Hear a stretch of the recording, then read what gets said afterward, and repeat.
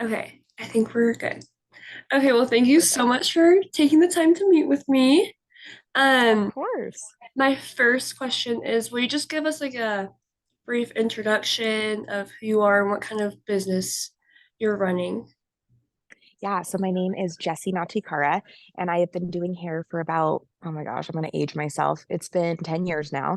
And I started off just, regular hairstylist, and then I opened a salon, and now I own a salon, an extension company, a hair school, an education business, and it's just growing from there. And I just love what I do. And I think when you have passion for something that you enjoy and you can turn it into a business, it's like the best of both worlds. Yeah, that is so awesome. So my first question is, what kind of influenced you to be in this industry? Like, what piqued your interest? Like, how did you start, basically?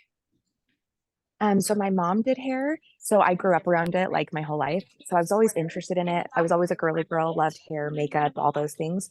But overall, I feel like just kind of growing up around it, it just got me super interested. But when I graduated high school, I wasn't initially like, oh, I'm going to do hair. I kind of took a year off and was trying to figure it out, but then I always was just drawn to it. So I think just having it in my family really helped. And I'm just a girly girl at heart, which was probably why I was drawn to it. Awesome. Yeah, that's so cool. Yeah. Um, so what are some of the things that you like and dislike about being in this industry, like a pro and con?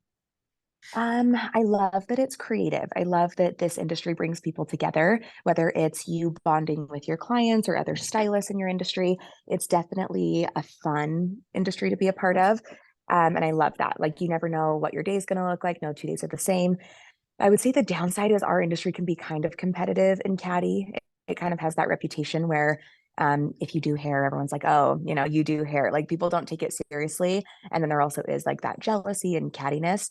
But I do feel like it's getting better over the years. I feel like social media has helped a little bit because it's brought people together. With my community, I have people from all over the country that follow me and come to my classes, and I've gotten to like make really cool friendships with that. So I definitely feel like the more that we talk about that, it gets better, but that's probably the downside. Okay, awesome. So what has been, since you've been in the industry, what has been the biggest change that you've seen come up within the industry? Oh, honestly, probably social media. Just the fact that when I started hair school, I didn't really have like Instagram videos I could learn from or TikTok or anything like that. So I started making YouTube videos because I felt like that's something I was lacking in school. And education wasn't a huge thing. When I joined the industry, it was like very secretive. People wouldn't want to tell you what they used or what their formulas were. And now it's so different where everyone educates and there's always videos you can look up to learn. So I feel like our industry has really evolved with social media. Yeah, totally.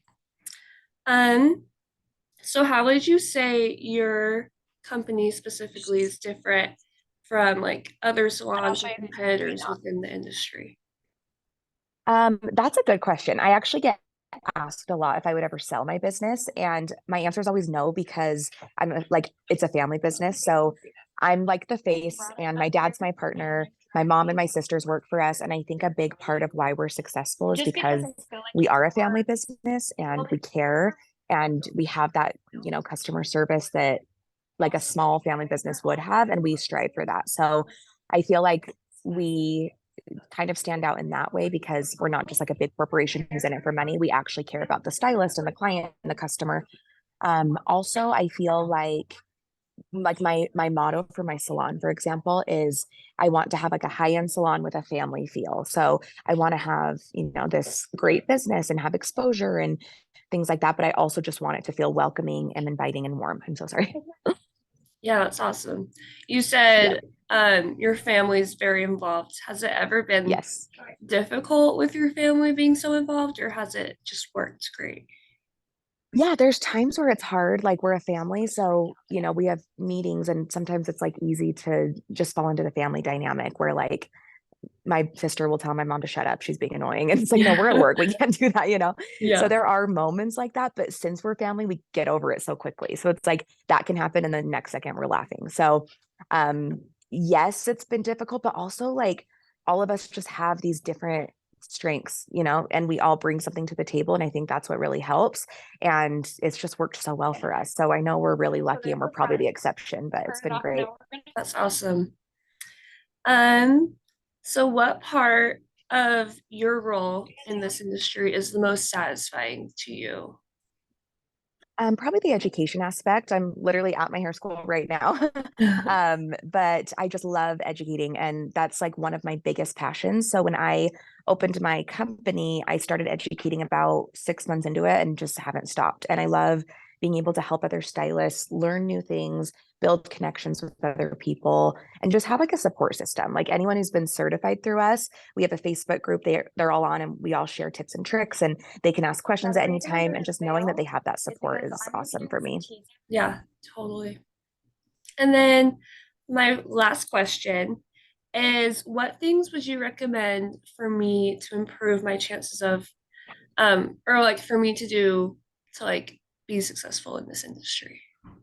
Ooh, being yourself, being genuine is really important, especially if you are planning on putting yourself out there on social media to build a clientele. Just making sure you show up as your authentic self and don't do what's popular just because other people are doing it. Because I think that clients and your audience see through that. And I think showing your personality will also attract the type of clientele you're looking for. Also, it will attract the type of employer you're looking for as well. So just being genuine, being yourself, and then also being willing to learn. I feel like I've noticed a difference in our industry of the people who just are willing to go above and beyond, take new classes, learn new things, take any client they can, and then those who are just stagnant and want to stay the same. Okay. Yeah, that's awesome. Yeah. Well, thank you so much for taking time out of your schedule to meet with me. Yes.